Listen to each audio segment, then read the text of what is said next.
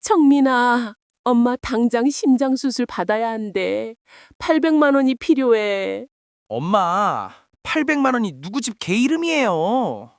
그리고 솔직히 지금 엄마 나이에 그런 큰 수술 받아봤자 얼마나 더 사시겠어요. 그 말을 듣는 순간 심장이 한 번 더 찢어지는 것 같았습니다.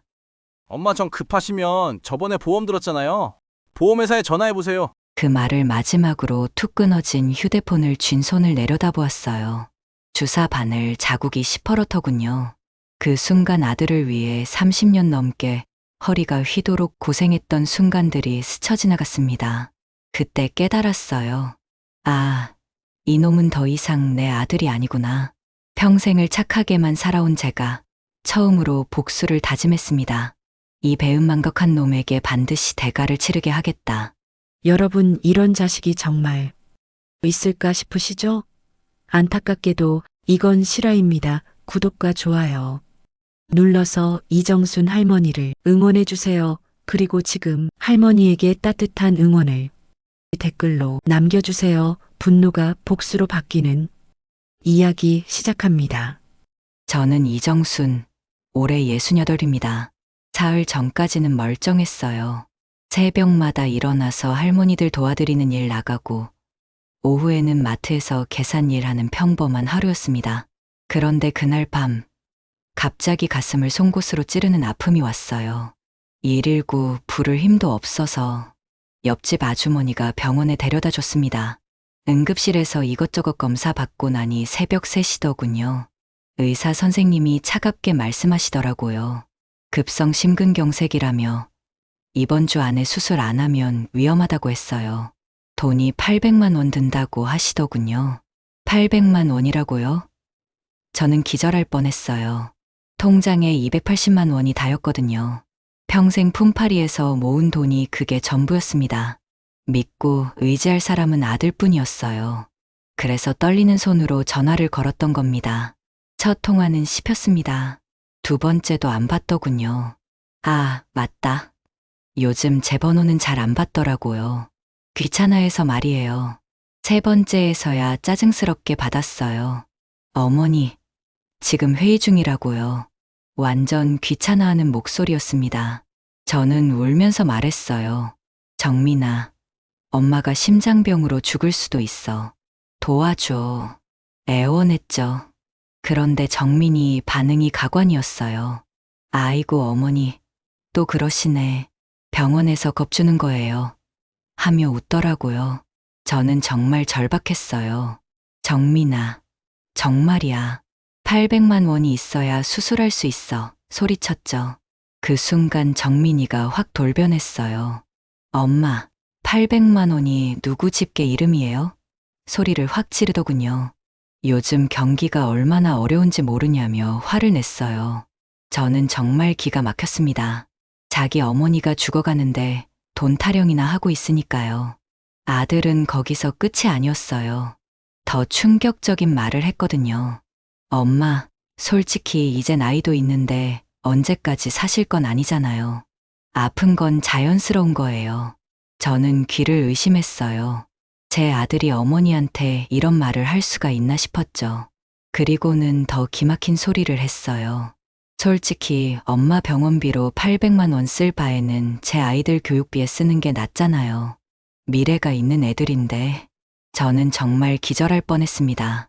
내가 30년 동안 키운 아들이 이런 놈이었나 싶었어요. 정민이는 마지막으로 결정타를 날렸습니다. 엄마, 정 그러시면 엄마 보험회사에 알아보세요. 저는 바빠서 이만 끊을게요. 뚝, 전화를 끊어버렸어요. 신호음만 길게 울렸습니다. 저는 그 자리에서 울음이 터져 나왔어요. 옆 침대 아주머니가 깜짝 놀라더군요. 아주머니, 왜 그러세요? 걱정하시더군요. 하지만 저는 말할 수가 없었어요. 내 아들이 엄마 죽으라고 한다고 어떻게 말하겠어요? 그냥 괜찮다고 거짓말했죠. 30년 전 일이 주마등처럼 스쳐갔습니다. 정민이가 어렸을 때를 생각하니 더 서러웠어요. 그때는 엄마 하면서 저만 찾았는데 말이죠. 아플 때는 제 품에서만 잠들었어요. 정민이 아버지는 정민이가 3살 때 사고로 세상을 떠났어요. 그때부터 저 혼자 키웠어요. 새벽 4시에 일어나서 밤 12시에 잠들었어요. 하루도 쉬지 않고 일했습니다. 시장에서 채소 나르고, 공장에서 재봉틀 돌리고, 식당에서 설거지했어요. 손끝이 갈라지고 허리가 휘어져도 참았습니다. 모든 게 정민이를 위해서였거든요. 대학 등록금, 결혼 자금까지 제가 모든 걸 다 줬어요. 그런데 지금 정민이는 말합니다. 그 돈 아깝다. 저는 왜 그렇게 아둥바둥 억척스럽게 살았을까요? 차가운 병실에서 혼자 흐느껴 울었습니다. 수술도 못 받고 병원에서 쫓기듯 퇴원한 지 보름이 지났어요. 약물로만 버티는 나날이었죠. 아침마다 알약을 삼키면 목구멍이 바싹 타들어가는 것 같았습니다. 숨은 여전히 가빴고 가슴은 늘 뭔가 눌린 듯 답답했어요. 통장 잔고는 200만 원대로 줄어들었더군요. 이러다 정말 혼자 죽는 건 아닌가 싶어 두려움이 밀려왔습니다. 그날도 최대한 싸게 먹을 거리를 사려고 전통시장에 갔어요. 생선 가게 앞에 아주머니 서너 분이 모여 앉아 이야기꽃을 피우고 있었습니다. 평소 같으면 그냥 지나쳤을 텐데 제 아들 이름이 귀에 들어오는 순간 발걸음이 멈췄죠. 정민 씨가 호텔 빌려서 장모 칠순 잔치를 했다잖아. 그러게, 사진 봤어? 완전히 결혼식 같더라니까. 손에 들고 있던 장바구니를 덜컥 놓칠 뻔했습니다. 차도 새로 뽑아드렸다며? 제네시스라던데. 아이고, 그 비싼 걸 장모님 선물로? 참 효자야, 효자. 순간 귓가에서 피가 쏠리며 울리는 소리가 들렸어요. 옆에 기둥을 잡지 않았다면 아마 쓰러졌을 거예요. 집으로 돌아오는 길, 다리에 힘이 풀려 버스 계단을 오르는 것도 버거웠어요. 현관에 들어서자마자 의자에 털썩 주저앉았죠. 마음이 불안해서 며느리의 카톡 프로필을 눌렀습니다. 며느리 카톡 프로필에는 환하게 웃는 정민이와 며느리 이지은이, 그리고 그 뒤에 번쩍거리는 새 제네시스가 서 있었습니다. 번호판엔 임시 번호판이 달려 있었어요. 사진 밑에는 짧은 글귀가 달려 있었죠. 엄마, 칠순 축하드려요. 늘 건강하세요. 정민이가 차 열쇠를 장모 손에 건네주고 있었고, 며느리는 팔짱을 낀 채 활짝 웃고 있었습니다. 그 순간 제 심장이 멎는 줄 알았어요. 불과 며칠 전 제 수술비 800만 원은 아깝다며? 전화를 끊었던 아들이 장모에게는 수천만 원짜리 차를 사다 바쳤다는 겁니다. 손이 덜덜 떨려서 휴대폰을 놓칠 뻔했어요. 혹시나 싶어 네이버 밴드를 켰습니다. 동네 아주머니들과 친척들이 가입해 있는 그 모임방이었죠. 제 예상은 틀리지 않았어요. 거기에는 며느리가 올린 글이 그대로 있었습니다. 어머니 칠순 잔치, 가족 모두 함께 축하했습니다. 새 차도 드릴 수 있어서 기뻐요. 그 아래에는 사진이 여러 장 올라와 있었어요. 호텔 연회장에서 찍은 사진, 커다란 꽃다발을 들고 웃는 장모 얼굴, 그리고 테이블 가득한 음식들, 댓글들이 달려 있었습니다. 와, 정말 멋지네요. 효자 사위 두셔서 좋으시겠다. 차까지 선물 받으셨다니 부럽습니다. 제네시스면 최소 7천은 하죠. 대단하네요. 저는 눈앞이 흐려졌어요. 7천만 원짜리 차, 호텔 잔치, 합치면 거의 억대 돈이 들어간 거였습니다. 며칠 전 저는 800만 원 때문에 가슴이 무너져 울며 애원했는데 정민이는 장모를 위해 그 10배에 가까운 돈을 쓴 거였어요. 손에 들고 있던 휴대폰이 무겁게 내려앉았습니다. 화면 속 웃는 얼굴들을 보니 제가 조롱당하는 것 같다는 생각이 들었어요. 엄마, 당신은 필요 없는 사람이야. 돈 쓸 가치도 없어. 그런 말이 들리는 듯 했습니다. 저는 눈을 감았어요. 어린 정민이가 떠올랐습니다. 10살 무렵 감기에 걸려 기침을 하던 제 등을 조그만 손으로 두드리며 말했었죠. 엄마, 내가 대신 아프면 좋겠다. 그때는 눈물 나도록 착한 아이였어요. 새벽에 도시락 장사를 나가던 제 손을 꼭 잡으며 엄마 힘내. 내가 공부 열심히 해서 꼭 효도할게. 그렇게 말하던 아이였는데 지금은 눈앞에서 죽어가는 엄마는 모른 척하며 장모에겐 7천만 원짜리 제네시스를 건네고 있었습니다. 소파에 털썩 주저앉아 한참을 울었어요. 눈물이 얼굴을 타고 줄줄 흘렀습니다. 몸의 통증보다 더 쓰라린 건 마음이었어요. 30년 동안 온몸이 부서져라 일에 키운 아들이 결국 저를 이렇게 내치고 다른 사람을 엄마라 부르며 충성을 다하는 모습. 그 순간 저는 확실히 깨달았습니다. 정민이에게 저는 그저 짐이었구나. 돈이 안 되는, 버려도 아까울 것 없는 늙은 어머니일 뿐이었구나. 그날 밤은 한숨도 잘 수 없었어요. 눈을 감으면 자꾸 휴대폰 속 사진이 떠올랐습니다.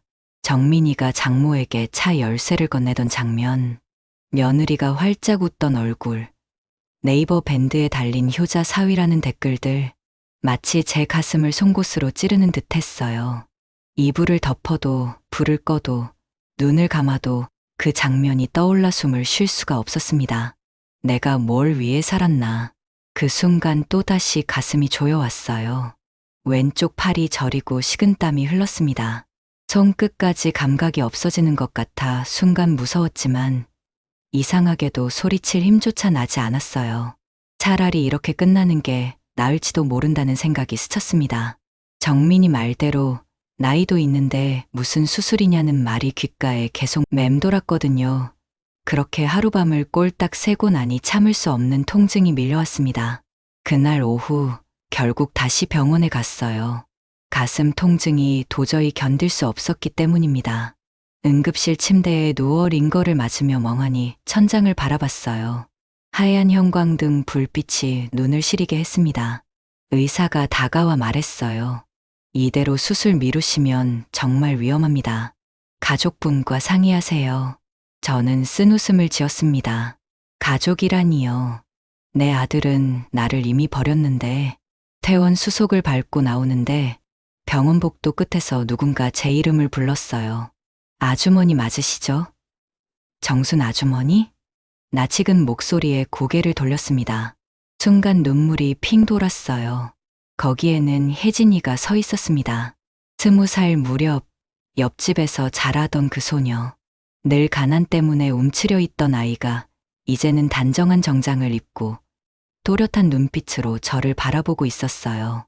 정말 아주머니 맞으시구나. 그 아이가 제 손을 덥석 잡았습니다. 따뜻한 체온이 전해졌어요.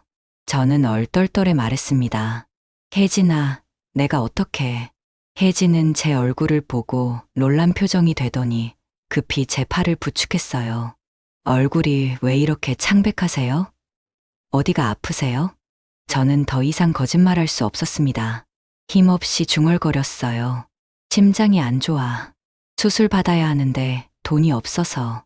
그 말을 내뱉는 순간 눈물이 터져 나왔습니다. 혜진이가 깜짝 놀라더니 제 어깨를 감싸 안아주었어요. 아주머니, 왜 혼자 그렇게 버티셨어요? 아드님은? 저는 고개를 숙였습니다. 목구멍이 막혀 대답이 나오지 않았어요. 하지만 더는 숨길 수 없었습니다. 어릴 적 저를 의지하던 아이 앞에서까지 거짓말을 할 수는 없으니까요.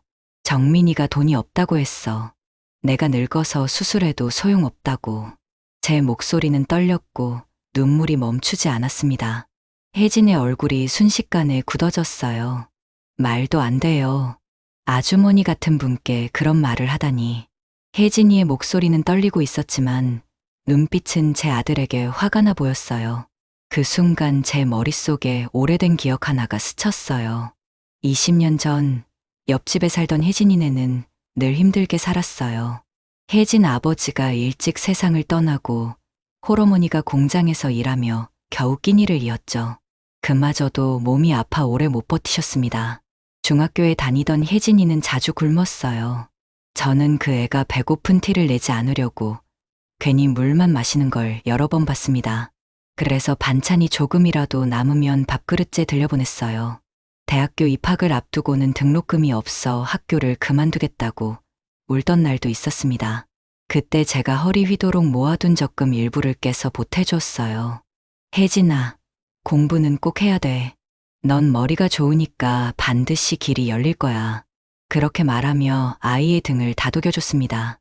혜진은 그때 제 손을 붙잡고 펑펑 울었어요. 아주머니, 꼭 갚을게요. 나중에 꼭 보답할게요. 저는 웃으며 대답했습니다. 내가 잘 되면 그게 보답이지. 갚을 생각하지 마. 그 아이가 20년이 흐른 지금 바로 제 눈앞에 서 있었어요. 잠시 후 혜진은 결연한 표정으로 말했습니다. 수술비, 걱정하지 마세요. 제가 다 준비하겠습니다. 안 돼, 너한테 그런 부담 줄 수 없어. 저는 손사래를 쳤어요. 하지만 혜진은 고개를 저으며 제 손을 꼭 잡았습니다. 아주머니, 제가 지금 있는 건 다 아주머니 덕분이에요. 그때 생활비도 등록금도 따뜻한 밥도 아주머니가 없었다면 저는 여기 없어요. 그 말에 제 가슴이 먹먹해졌습니다. 30년을 키운 아들은 돈 아깝다며 저를 버렸는데 20년 전 옆집에 살던 아이가 제 생명을 살리겠다고 나서는 겁니다. 의사가 다시 와서 수술 일정을 잡자고 했어요. 혜진은 곧바로 수납창구로 가더니 보증을 서겠다고 말했습니다. 서류에 사인을 하는 손이 떨리지 않았어요. 오히려 아주 단호해 보였습니다. 저는 눈물이 차올라 말했어요. 혜진아, 내가 진짜 내 자식 같다. 그 순간 제 가슴이 뜨겁게 울렸습니다. 30년을 키운 아들은 나를 버렸지만 옆집 소녀는 나를 붙잡아 주었구나. 그래도 내가 인생을 헛살지는 않았구나. 그 뒤로 혜진이가 모든 걸 도맡아 처리해줬습니다. 수술 일정부터 입원 수속까지 저는 그저 따라다니기만 하면 됐어요. 가슴이 조여오고 다리에 힘이 풀려도 옆에서 손을 잡아주는 아이가 있다는 게 그렇게 든든할 수 없었습니다. 이틀 후 수술 날이 다가왔어요. 수술실 앞에서 대기하는 동안 혜진이가 제 손을 꼭 잡아주었습니다. 아주머니, 걱정하지 마세요. 모든 게 잘 될 거예요. 따뜻한 목소리에 눈물이 핑 돌았어요. 30년 키운 아들은 어디에도 없는데 옆집 딸처럼 지내던 아이가 제 곁을 지키고 있었으니까요. 수술복을 입고 수술실로 들어가면서 생각했습니다. 아들은 죽으라고 하고 옆집 아이는 꼭 살라고 하네. 참 아이러니한 인생이다. 마취가 스며들며 의식이 흐려졌어요. 깨어나니 중환자실이었습니다. 온몸에 관이 연결돼 있었지만 가슴의 답답함은 사라져 있었어요. 수술이 성공한 모양이었습니다. 창밖 너머에서 혜진이가 눈물 짓다 웃으며 손을 흔드는 모습이 보였어요. 의사가 와서 설명했습니다. 수술 아주 잘 됐습니다. 회복만 잘하시면 일상생활에 큰 지장 없으실 겁니다. 그 말을 듣는 순간 한동안 잊고 있던 안도의 숨이 터져 나왔어요. 중환자실에서 이틀을 보내는 동안 혜진이는 하루도 빠짐없이 왔습니다. 약을 챙겨주고 간호사에게 이것저것 부탁해주고 제 손을 꼭 잡아주었어요. 정민이에게는 연락조차 하지 않았습니다. 할 필요가 없었으니까요. 어차피 관심도 없는 놈에게 뭘 기대하겠어요. 일반 병실로 옮기고 나서야 혜진이와 제대로 이야기를 나눌 수 있었어요. 혜진은 제 옆에 앉아 지난 20년의 이야기를 들려주었습니다. 아버지 잃고 병든 어머니와 함께 살던 시절, 옆집 아주머니인 제가 밥을 챙겨주고 등록금까지 보태주지 않았더라면 학교를 그만둘 뻔했다고 했어요. 아주머니, 그때 아니었으면 저는 중간에 다 포기했을 거예요. 저는 고개를 저었습니다. 혜진아, 그때는 그냥 옆에서 배고픈 거 보기가 안쓰러워서 그랬을 뿐이야. 아니에요. 저는 잊지 않고 있었어요. 그래서 지금 제가 보답하는 거예요. 그 말에 가슴이 먹먹해졌어요. 이번 사흘째 되는 날, 혜진이가 조심스럽게 물었어요. 아주머니, 정말 아드님이 수술비를 거절했어요? 어머니가 늙어서 소용없다 그렇게까지 말했나요? 저는 눈을 감고 고개를 끄덕였습니다. 그 순간 혜진의 얼굴에 분노가 번졌어요. 어떻게 그럴 수가 있어요. 아주머니가 아들 위해 평생을 희생했는데 저는 이해할 수 없어요. 오히려 제가 혜진을 달래야 했습니다. 괜찮다, 혜진아. 이제는 다 알았으니까 더 이상 속을 일도 없다. 이번 일주일째 몸이 눈에 띄게 좋아졌어요. 숨쉬기가 한결 편해지고 걷는 것도 수월해졌습니다. 의사는 곧 퇴원해도 좋다고 했어요. 새로운 인생이 시작되는 기분이었습니다. 퇴원 전날 밤, 혜진이와 긴 대화를 나눴어요. 혜진은 여전히 제가 걱정된 모양이었습니다. 아주머니, 앞으로 정민 씨가 또 어떻게 나올지 몰라요. 저는 담담히 대답했어요. 혜진아, 이제는 그놈한테 기대하지 않는다. 오히려 확실히 알게 돼서 속이 시원하다. 혜진은 제 말을 듣고서야 안도하는 듯 고개를 끄덕였습니다. 그날 혜진이 명함을 내밀었어요. 김예진 변호사. 또박또박 인쇄된 글자가 낯설고도 든든했습니다. 아주머니, 이제 혼자가 아니에요. 언제든 전화 주세요. 눈물이 차올라 말문이 막혔어요. 혜진아, 내가 진짜 내 자식 같다. 혜진은 환하게 웃으며 대답했습니다. 아주머니는 제 은인이에요. 제가 행복하게 해드릴 차례예요. 그 순간 깨달았어요. 핏줄이 다가 아니구나. 진짜 가족은 피가 아니라 마음으로 맺어지는 거구나. 퇴원날, 혜진은 직접 차로 저를 집까지 데려다 주었습니다. 문 앞에서 또다시 말했어요. 이제부터는 아주머니가 행복하셔야 돼요. 저는 눈시울이 붉어져 고개를 끄덕였습니다. 집에 들어와 거울을 보았어요. 한 달 전과는 완전히 다른 얼굴이 비쳤습니다. 창백했던 빛깔이 돌아오고 눈빛에도 생기가 깃들어 있었어요. 무엇보다 마음이 편했습니다. 이제 확실히 알았거든요. 진짜 가족이 누구인지, 무엇이 인연인지. 정민이는 이제 남이나 다름없었습니다. 30년 동안 키웠지만 결국 저를 버린 놈. 더 이상 미련도 기대도 없었어요. 그런데 바로 그날 오후 전화벨이 울렸습니다. 낯선 번호였어요. 심장이 철렁 내려앉았습니다. 소화기를 들자 들려온 목소리. 이정순 씨 되시죠? 세무서에서 연락드렸습니다. 올해 재산세 관련해 안내드릴 게 있어서요. 저는 순간 숨이 멎는 듯 했어요. 그때는 그 한 통의 전화가 앞으로 제 운명을 뒤바꿔 놓을 줄은 꿈에도 몰랐거든요. 이정순 씨 되시죠? 소화기를 들자 세무서에서 연락했다고 했어요. 올해 부과된 재산세가 작년보다 크게 인상돼서 확인차 전화했다는 겁니다. 저는 가슴이 철렁했어요. 하곡리에 밭을 보유하고 있냐고 물었습니다. 그 순간 머리가 하얘졌어요. 떨리는 목소리로 맞다고 대답했습니다. 그 땅은 남편이 살아있을 적에 푼돈으로 사둔 밭이었어요. 평생 팔리지 않는 애물단지였고 제겐 그저 세금만 나가는 짐이었습니다. 몇 번이고 처분하려 했지만 중개업자들마다 고개를 절레절레 흔들던 땅이었죠. 올해는 지역이 개발구역으로 지정되면서 과세 기준이 크게 달라졌다고 했어요. 개발구역이라니요. 안내문을 못 받았냐고 물으시더군요. 저는 개발구역이 뭔지 되물었습니다. 곧 신도시 조성사업이 본격화되면서 토지 보상가가 이미 몇 차례 조정됐다는 설명이었어요. 저는 숨이 막혔습니다. 자세한 건 관할 부동산에 문의해보라고 하셨어요. 전화를 끊고 한참 동안 멍하니 앉아 있었어요.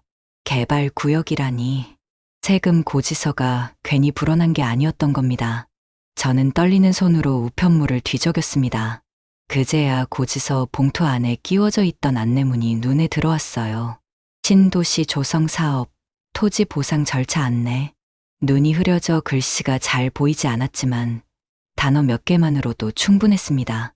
다음 날 아침, 저는 근처 부동산을 찾아갔어요. 중개업자가 제 서류를 받아 들고는 눈이 휘둥그레졌습니다.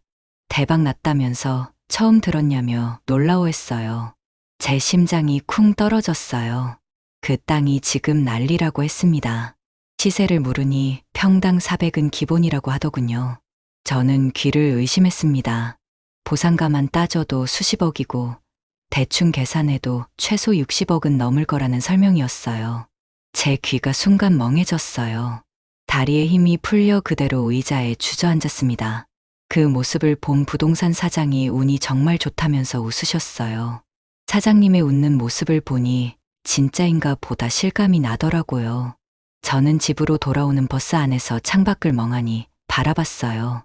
흔들리는 차창 너머로 스쳐가는 건물들이 꿈처럼 아득하게 느껴졌습니다. 불과 몇 주 전 수술비 800만 원이 없어 죽을 고비를 넘겼던 제가 알고 보니 수십억 원을 가진 땅 주인이었다니 씁쓸한 웃음이 터져 나왔어요. 분명 얼마 전까지는 800만 원이 없어서 죽을 뻔했는데 지금은 60억이라니요. 순간 아들놈 얼굴이 떠오르더군요. 휴대폰 속 장모에게 차 열쇠를 건네며 환하게 웃던 그 얼굴이 떠올랐습니다. 그날 밤 저는 한숨도 잘 수 없었어요. 머릿속이 복잡했습니다. 60억이라는 숫자가 자꾸 맴돌았어요. 평생 800만 원 때문에 절망했던 제게 60억은 상상조차 할 수 없는 액수였습니다. 하지만 이상하게도 기쁘지가 않았어요. 오히려 두려웠습니다. 이 소식이 정민이에게 알려지면 분명 달라붙을 게 뻔했거든요. 그동안 돈 안 되는 늙은 어머니였던 제가 갑자기 60억짜리 금덩어리가 되는 순간이니 말이죠. 새벽이 되어서야 잠깐 잠이 들었어요. 꿈속에서 정민이가 나타났습니다. 제 손을 붙잡으며 미안하다고, 그동안 잘못했다고 우는 꿈이었어요. 하지만 꿈속 정민이의 눈은 저를 쳐다보는 게 아니더라고요. 제 뒤쪽 어딘가를 섬뜩하게 바라보고 있었습니다. 눈을 떠보니 아침이었어요. 그리고 바로 그날 오후 불길했던 꿈은 현실이 되기 시작했습니다. 정민이한테서 전화가 온 거예요. 몇 달 만에 연락이 와서는 집에 오겠다는 전화였어요. 얼마 뒤 정민이가 불쑥 집에 들렀어요. 정민이가 이렇게 혼자 오는 건 드문 일이었어요. 정민이가 제게 얼굴이 좀 좋아 보인다며 괜히 싱긋 웃으며 들어섰습니다. 저는 어색하게 웃으며 웬일이냐, 바쁘다더니 하고 맞았어요. 그때였습니다. 식탁 위에 올려놓았던 재산세 고지서 봉투가 정민이 눈에 들어갔어요. 그는 무심한 척 집어들더니 눈살을 찌푸렸습니다.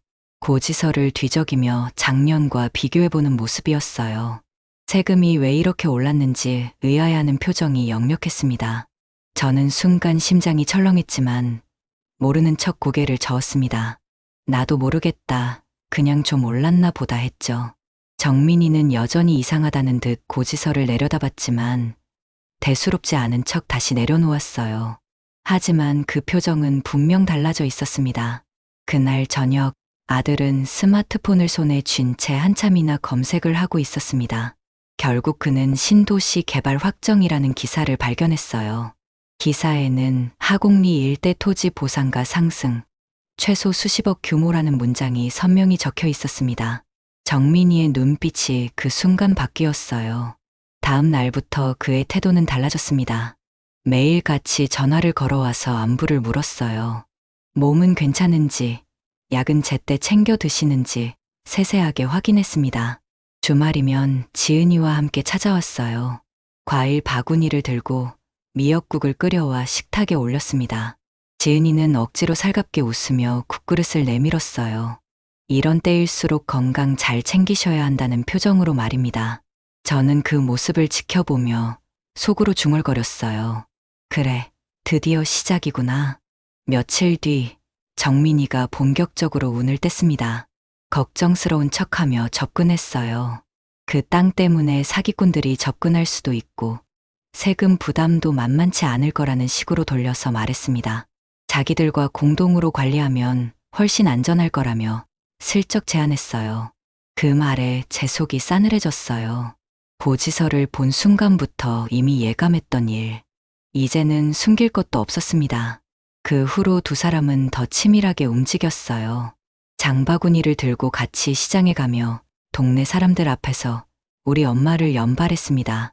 주변 사람들이 아드님이 참 잘하시네, 효자라고 칭찬할수록 제 가슴속은 부글부글 끓어올랐어요.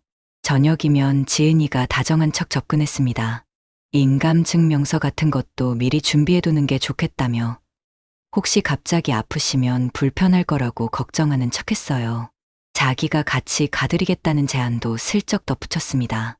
저는 애써 웃으며 대답했어요. 괜찮다. 아직 내 다리로 다닐 수 있다고. 그날 밤 저는 깊은 한숨을 내쉬며 혼잣말했어요.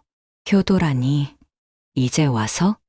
아들 부부의 웃음기 어린 얼굴 뒤에 감춰진 탐욕을 저는 똑똑히 보고 있었습니다.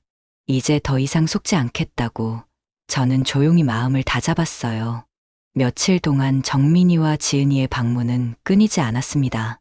과일 바구니, 영양제, 보약, 평생 한 번도 받지 못했던 호사를 이제 와서 쏟아내는 게 오히려 불안했어요. 저는 속으로 다 알고 있었습니다. 그들의 눈빛은 따뜻함이 아니라 탐욕으로 번쩍이고 있음을. 그러다 일이 터졌습니다. 그날은 유난히 두 사람이 공손했어요. 정민이가 저녁상을 차려주더니 지은이가 상을 치우며 은근슬쩍 말을 꺼냈습니다. 지난번에 말씀드린 그 땅 문제를 다시 꺼내며 혼자 관리하시기엔 너무 부담스러울 거라고 접근했어요. 세금 문제며 혹시 사기를 당하실까봐 걱정된다는 식으로 말했습니다. 저는 젓가락을 내려놓았습니다. 예상했던 대로였어요. 내가 알아서 한다. 괜한 걱정 말라고 했습니다. 제 말투가 차가워지자 정민이가 억지 웃음을 지으며 말을 받았어요. 그런 뜻이 아니라며 요즘은 다들 공동 명의로 해둔다고 설명했습니다. 안전하게 자기들과 같이 하시면 좋겠다는 의미라고 덧붙였어요. 다음 날은 정민이가 아예 서류를 들고 찾아왔습니다. 식탁 위에 위임장과 인감증명서가 가지런히 놓였어요. 미리 준비해온 듯 말끔히 정리된 서류들이었습니다. 도장만 찍으시면 된다며 나중에 혹시라도 병원에 오래 계시면 처리하기 힘들 거라고 설명했어요. 저는 서류를 물끄러미 내려다봤어요. 도장을 찍는 순간 내 인생의 전부가 저들의 손에 넘어간다는 걸 알았습니다. 나는 아직 생각이 더 필요하다고 조심스레 말했어요. 정민이의 얼굴이 굳었습니다. 왜 이렇게 고집을 부리냐며 자기들이 편하게 해드리려는 건데 하며 목소리를 높였어요. 지은이가 거들었습니다. 자기들도 바쁘다며 빨리 정리하는 게 좋다고 재촉했어요. 괜히 질질 끌면 더 불편해진다는 식으로 압박했습니다. 그 말에 저는 못 시기는 척 도장을 찾겠다며 방으로 들어갔어요. 사실 도장이 어디 있는지는 뻔히 알았습니다. 다만 시간을 벌고 싶었어요. 거실에서는 두 사람이 낮은 목소리로 웅성거리고 있었습니다. 빨리 끝내야 한다는 소리, 오늘 못하면 엄마 마음 바뀔 수도 있다는 소리가 들렸어요. 내일 바로 등기소 가자는 말까지 들려왔습니다. 저는 서랍을 뒤적이며 귀를 기울였어요. 가슴이 쿵쿵 뛰었습니다. 이놈들이 이렇게까지 노골적으로 나오다니. 한참 뒤 도장을 들고 거실로 나왔어요. 두 사람의 눈빛이 번쩍했습니다. 위임장이 제 앞에 밀려왔어요. 정민이가 손가락으로 서류를 가리키며 도장 찍을 자리를 표시해줬습니다. 저는 도장을 들고 망설였어요. 순간 손이 떨렸습니다. 정말 찍어야 할까? 60억짜리 땅을 내 손으로 넘겨줘야 할까? 결국 저는 도장을 품에 넣으려 했어요. 미안하다. 더 생각해봐야겠다며 너무 성급한 것 같다고 했습니다. 그러자 정민이의 표정이 확 바뀌었어요. 뭐가 성급하냐며 소리를 높였습니다. 좋은 기회라며 재촉했어요. 지은이도 목소리를 높였습니다. 지금이 딱 타이밍이라며 미루면 더 복잡해진다고 압박했어요. 제가 고개를 저으려는 순간 정민이가 제 팔을 움켜쥐었습니다. 앉으라며 명령조로 말했어요. 오늘 끝내야 한다며 강압적으로 나왔습니다. 지은이도 다가와 다른 팔을 붙잡았어요. 그냥 찍으라며 다 어머니 위해서라고 억지 논리를 펼쳤습니다. 저는 소리쳤습니다. 이게 뭐 하는 짓이냐. 놓으라고. 그러나 그들은 아랑곳하지 않았어요. 정민이가 제 손에서 도장을 억지로 빼앗았습니다. 안 돼. 돌려줘.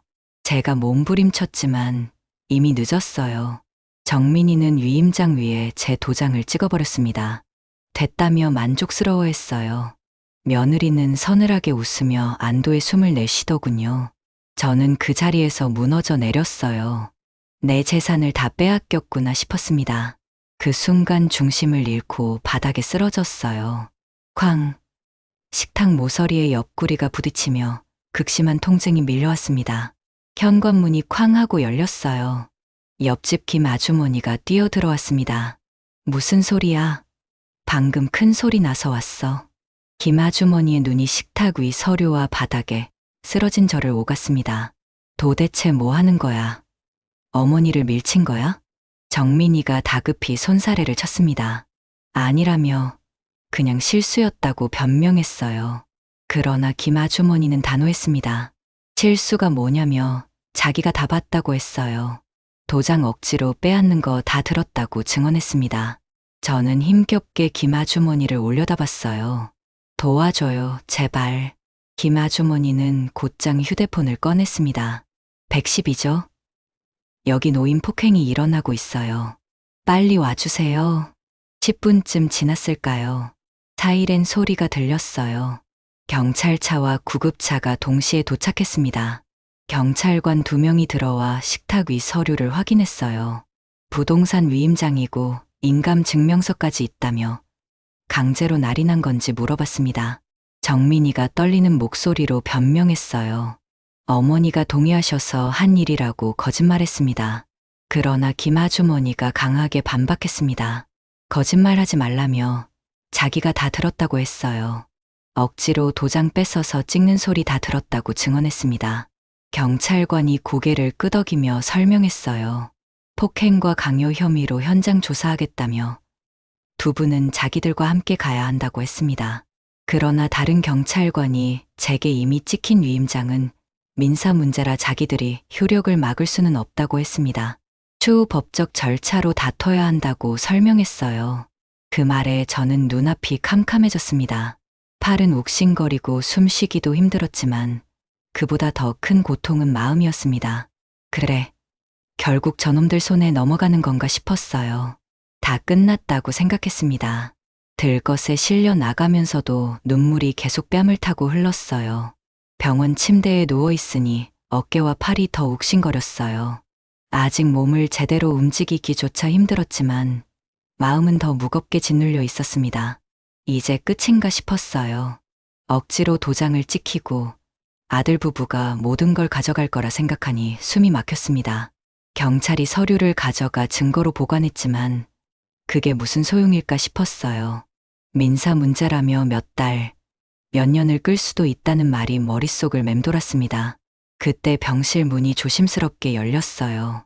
낯익은 목소리가 들렸습니다. 고개를 들어보니 혜진이 서 있었어요. 단정한 정장을 입고 서류 가방을 든 모습이었습니다. 예전 그 수줍던 아이와는 달리 당당한 기운이 느껴졌어요. 혜진아, 내가 어떡해. 저는 놀라 말을 잇지 못했습니다. 혜진은 제 곁으로 다가와 제 손을 꼭 잡았어요. 소식 들었다며 아드님이 억지로 도장 찍게 했다는 걸 알고 있다고 했습니다. 정말 말도 안 되는 일이라며 분노했어요. 저는 눈물이 핑 돌았습니다. 하지만 이내 고개를 저었어요. 이젠 늦었다며 도장은 이미 찍혔다고 했습니다. 그 서류 가지고 등기소 가면 다 끝나는 거라고. 그러자 혜진의 눈빛이 단단해졌어요. 아니라며 그건 명백히 무효라고 잘라 말했습니다. 강압으로 찍힌 도장은 효력이 없다고 설명했어요. 게다가 목격자까지 있다며 옆집 김 아주머니가 경찰에 진술했다는 소식도 전해줬습니다. 저는 멍하니 그녀를 바라봤어요. 무효라니 그게 정말 가능한 말일까요? 정말 무효가 될 수 있어? 혜진은 고개를 끄덕였어요. 이미 경찰이 위임장과 인감증명서를 증거로 확보했다며 조사 과정에서 강요와 폭행이 확인되면 그 서류는 법적으로 아무 힘을 못 쓴다고 했습니다. 오히려 아드님 부부가 처벌받을 수도 있다는 말도 덧붙였어요. 제 눈에 눈물이 고였습니다. 마음속에 꺼져가던 불씨가 다시 살아나는 것 같았어요. 혜진이 없었으면 정말 어떻게 됐을지 모르겠다고 말했습니다. 혜진은 제 손을 꼭 잡으며 말했어요. 이제 혼자가 아니라며 자기가 끝까지 함께할 거라고 했습니다. 그 땅 절대 빼앗기지 않게 지켜드리겠다고 약속했어요. 저는 그 순간 가슴이 먹먹해졌어요. 30년을 키운 아들은 제 등을 돌렸는데 예전에 잠깐 보살펴줬던 아이가 제 인생이 등불이 되어 나타난 겁니다. 혜진은 가방에서 서류를 꺼내 보였어요. 앞으로는 이런 경우를 막기 위해 미리 신탁이나 위임 제한을 걸어둘 수 있다고 설명했습니다. 제 명의로 안전하게 묶어두면 누구도 손댈 수 없다는 얘기였어요. 내가 그런 걸 할 수 있을까 싶었습니다. 혜진은 걱정 마시라며 자기가 다 도와드리겠다고 했어요. 절차도 자기가 맡겠다고 약속했습니다. 저는 눈물이 볼을 타고 흘러내렸어요. 목이 메어 아무 말도 못했습니다. 그저 혜진의 손만 꼭 붙잡았어요. 그날 밤, 저는 처음으로 편히 잠을 잘 수 있었습니다. 가슴이 여전히 쓰렸지만 마음은 오히려 한결 가벼웠어요. 그래, 이제는 내가 혼자가 아니구나 싶었습니다. 그 생각 하나로 눈물이 베개를 적셨어요. 하지만 그 눈물은 서러움의 눈물이 아니라 안도와 희망의 눈물이었습니다. 다음 날 아침, 저는 진술을 마치고 병실로 돌아왔어요. 어깨와 팔에는 파스 냄새가 진하게 배었고, 머리는 맑은데 심장은 아직 툭툭 내려앉는 느낌이었습니다. 점심 무렵 문이 열리더니 혜진이 서류가 든 가방을 들고 들어왔어요. 혜진의 말은 짧고 정리되어 있었습니다. 오늘 바로 처분금지 가처분을 넣고 강요와 상해로 형사 고소 접수하겠다고 했어요. 그리고 방금 경찰서에서 연락이 왔다며 아드님 부부는 어젯밤 현행범 체포로 입건됐고 오후에 대질 예정이라고 전해줬습니다. 저는 순간 주저했어요. 그렇게까지. 혜진이 고개를 저었습니다. 이미 선을 넘었다며. 게다가 도장 찍힌 위임장은 폭행과 협박하에 작성된 거라 무효 주장이 가능하다고 설명했어요. 일단 등기 못하게 막는 게 최우선이라고 했습니다. 오후 경찰서 조사실에서 저는 유리창 너머로 정민과 지은을 보았어요. 처음 보는 표정이었습니다. 기세등등함은 사라지고 종이장처럼 말라붙은 얼굴로 서로를 흘겨보고 있었어요. 수사관이 차분히 설명했습니다. 피해자 진술과 목격자, 그리고 확보된 서류 상태로 보면 강요와 상해 정황이 뚜렷하다고 했어요. 특히 인감날인 부분에서 피해자가 비정상적인 자세로 찍은 흔적이 확인됐다고 덧붙였습니다. 지은이가 먼저 흔들렸어요. 자기는 말렸다며 오빠가 했다고 변명했습니다. 정민이가 벌떡 일어났어요. 내가 먼저 위임장 가져오자고 했잖아. 서로 탓이 쏟아졌습니다. 그때 혜진이 제 옆에서 조용히 고개를 숙이고 메모를 넘겼어요. 어젯밤 김 아주머니가 녹음해둔 소리 파일이 제출됐다고 했습니다. 도장 내놔. 오늘 끝내 같은 소리가 다 들어가 있다고 했어요. 그리고 엘리베이터에서 두 사람이 내일 바로 등기소라고 말하는 장면도 잡혔다고 전해줬습니다. 수사관은 정민에게 마지막으로 확인했어요. 피해자 어머니께서 자발적으로 위임하고 날인했다는 증거가 있냐고 물었습니다. 정민은 입술만 실룩였어요. 조사는 오래 걸리지 않았습니다. 형사과에서는 강요죄와 상해죄로 송치 의견을 달겠다고 했고, 민사 쪽은 혜진이 바로 움직였어요. 혜진은 제 서명을 받자마자 달려나갔습니다. 법원 접수하고 오겠다며 오늘 안으로 가처분 결정이 나가면 그 위임장으로 어떤 등기도 못한다고 설명했어요. 저녁 병실에서 휴대폰 알림이 연이어 울렸어요. 김 아주머니가 보낸 캡처였습니다. 네이버 밴드의 동네 방에 오전부터 글이 폭주하고 있었어요. 어르신 도장 강제로 찍게 했다는 소리, 경찰차 왔었다는 소리 같은 수군거림이 꼬리를 물고 있었습니다. 사촌 올케에게서도 메시지가 왔어요. 회사 사람들이 알았다며 정민이 팀 단톡방에 밴드 캡처가 떠돌아서 인사팀에서 형사 입건 사실관계 확인 문자가 갔다고 했습니다. 내일 대기 발령 얘기도 나온다고 덧붙였어요. 저는 휴대폰을 내려놓았어요. 피 맺힌 눈물은 더 이상 나오지 않았습니다. 대신 낯선 고요가 가슴에 내려앉았어요. 이틀 뒤 법원에서 결정문이 도착했습니다. 혜진은 웃지 않았어요. 다만 딱 한 줄만 말했습니다. 이제 법적으로 접근 못한다며 오면 바로 접근 금지로 추가 신청하고 연락이나 협박도 처벌받을 수 있다고 설명했어요. 그날 밤 저는 거실 한가운데 앉아 서류를 오래 바라봤어요. 제 이름, 제 도장. 하지만 더 이상 두려움은 없었습니다. 한때 제 무력함의 상징이던 인감이 이제는 저를 지키는 울타리로 바뀐 느낌이었어요. 사흘째 되는 날 오후 초인종이 울렸습니다. 과일 바구니를 들고 왔지만 기류가 달랐어요. 문틈 사이로 정민의 쉰 목소리가 흘렀습니다. 엄마 조금만 얘기하자. 저는 문을 반쯤만 열고 법원 결정문 사본을 보여주었어요. 법원 결정이야. 더는 오지 마라. 지은이의 억눌린 한숨이 새어나왔습니다. 어머니, 그건 오해라고 변명하려 했어요. 그때 계단에서 인기척이 났어요. 김 아주머니와 두세 분이 올라오며 일부러 큰 소리로 경찰서에서 접근하면 바로 신고하라던데 하고 말했습니다. 저는 조용히 문을 닫았어요. 노크는 더 이어지지 않았습니다. 그날 밤 또 다른 소문이 들려왔어요. 사촌 올케가 메시지를 보냈습니다. 정민이 오늘 대기 발령 문서를 받았다며 외부 민원이 들어오고 회사 이미지 때문에 권고사직 얘기가 나왔다고 했어요. 팀장은 말렸지만 이미 지역 카페하고 밴드에 다 퍼져서 답이 없다고 전해줬습니다. 저는 화면을 오래 보다가 휴대폰을 뒤집었어요. 이상하리만큼 마음이 잔잔했습니다. 누군가의 파멸을 바란 건 아니에요. 다만 제가 지킬 것을 지켰을 뿐입니다. 일주일 후 경찰서에서 또 한 번의 대질 조사가 잡혔어요. 이번에는 저도 침착했습니다. 수사관이 묻자 저는 짧게 그러나 또렷하게 말했어요. 제 의사와 무관하게 강제로 도장을 찍히게 됐습니다. 다시는 제 삶에 발 들이지 않게 해주십시오. 정민은 고개를 들지 못했어요. 지은은 끝내 울음을 터뜨렸습니다. 혜진이 마지막에 서류들을 건넸어요. 병원 진단서, 목격자 탄원서, 녹취록, 그리고 네이버 밴드 글 캡처까지 정리되어 있었습니다. 수사관은 서류철을 덮으며 정리했어요. 형사사건은 절차대로 진행되고 피해자 보호 조치를 병행하겠다고 했습니다. 귀가길, 노을이 유리창에 길게 번졌어요. 저는 혜진에게 물었습니다. 이제 끝난 걸까? 혜진은 조금 생각하다가 답했어요. 법적으로는 큰 산 하나를 넘었다며 남은 건 아주머니 마음의 자리라고 했습니다. 그 말이 오래 남았어요. 다음 주 우체통에 봉투 하나가 꽂혀 있었습니다. 회사 인사위원회 소집 통보 사본이었어요. 발신인은 정민의 직장이었습니다.